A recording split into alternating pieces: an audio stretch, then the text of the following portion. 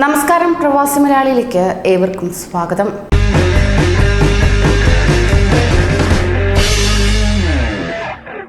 മലയാളികളെ സംബന്ധിച്ചിടത്തോളം, പ്രത്യേകിച്ച് പ്രവാസി മലയാളികളെ സംബന്ധിച്ചിടത്തോളം ഏറെ ദുഃഖകരമായ വാർത്തയാണ് ഇപ്പോൾ പുറത്തേക്ക് വരുന്നത്. കോവിഡ് ബാധിച്ച് 2 മലയാളികൾ US-ൽ മരിക്കുകയുണ്ടായി.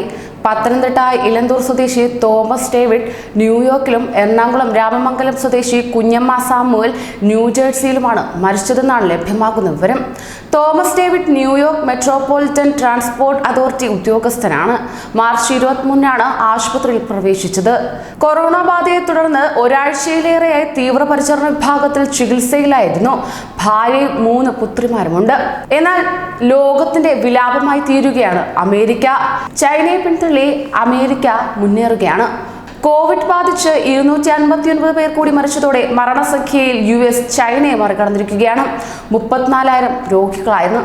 രോഗികൾ അനുദിനം വർദ്ധിക്കുന്ന സാഹചര്യത്തിൽ ന്യൂയോർക്ക് ഗവർണർ അടിയന്തരമായി 10 ലക്ഷം ആരോഗ്യ പ്രവർത്തകരുടെ സഹായം അഭ്യർത്ഥിക്കുകയുണ്ടായി. നാവികസേന 1000 കിടക്കകളുള്ള കപ്പൽ തീരത്ത് സജ്ജീകരിക്കുകയും ചെയ്തു.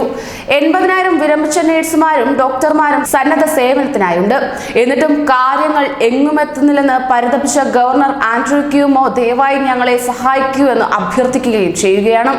ന്യൂയോർക്കിലേതിന് സമാനമായ സാഹചര്യം മറ്റു സംസ്ഥാനങ്ങളിലും ആവർത്തിക്കുമെന്ന ഭീതി ശക്തമായി തന്നെ ഉയരുകയാണ്. 4 ദിവസത്തിനിടെ കാലിഫോർണിയയിലും രോഗികളുടെ എണ്ണം ഇരട്ടിയും തീവ്രപരിചരണ വിഭാഗത്തിലെ രോഗികളുടെ എണ്ണം 3 ഇരട്ടിയുമായെന്ന് റിപ്പോർട്ടുകൾ സൂചിപ്പിക്കുന്നു. ആദ്യമായി US സൈനികൻ രോഗം ബാധിച്ചു മരിക്കുകയുണ്ടായി. ന്യൂജേഴ്സി ആർമി നാഷണൽ ഗാർഡ്സ്മാനാണ് മരിച്ചത്. 568 സൈനികർക്കാണ് ഇതിനോടകം തന്നെ രോഗം സ്ഥിരീകരിച്ചത്. US കോൺഗ്രസിലെ 6 അംഗങ്ങൾക്ക് രോഗം സ്ഥിരീകരിച്ചു. 30 പേർ സ്വയം ക്വാറന്റൈനിൽ കഴിയുകയാണ്. മുൻ പ്രസിഡന്റ് ബറാക് ഒബാമയുടെ തെരഞ്ഞെടുപ്പ് പ്രചാരണ സംഘത്തിൽ അംഗമായിരുന്ന ഇന്ത്യൻ വംശജൻ സൂരജ് പട്ടേലിനും രോഗം സ്ഥിരീകരിച്ചു. 25 വയസ്സുള്ള US ഗായിക കാലിഷോ രോഗം ബാധിച്ചതായി സമൂഹ മാധ്യമത്തിലൂടെ വെളിപ്പെടുത്തുകയുണ്ടായി.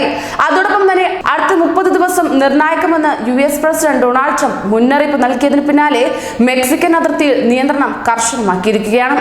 ഫോർഡ് മോട്ടോർ കമ്പനി മിഷിഗൺ പ്ലാന്റിൽ അടുത്ത 100 ദിവസങ്ങൾക്കുള്ളിൽ 1.5 ലക്ഷം വെന്റിലേറ്ററുകൾ നിർമ്മിക്കാമെന്നും ഉറപ്പും നൽകി.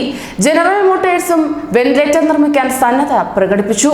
ഹോളിവുഡ് ദമ്പതികളായ റിയാൻ റോൾസിനും ബ്ലാക്ക് ലവ്ലിയും ന്യൂയോർക്കിലെ ആശുപത്രികൾക്ക് $4 ലക്ഷം സംഭാവന ചെയ്തിരിക്കുകയാണ്. എന്നാൽ തന്നെയും അമേരിക്കയിൽ നിന്ന് വരുന്ന ഈ മരണ വാർത്തകൾ പ്രവാസി മലയാളികളെ ഏറെ ഞെട്ടിച്ചിരിക്കുകയാണ്. ഇത് ഇനിയുള്ള നാളുകളിലെ ആശങ്ക വർദ്ധിപ്പിക്കുമെന്നതിൽ സംശയമില്ല. കൂടുതൽ പ്രവാസി വാർത്തകൾക്കായി ഈ ചാനൽ സബ്സ്ക്രൈബ് ചെയ്യൂ.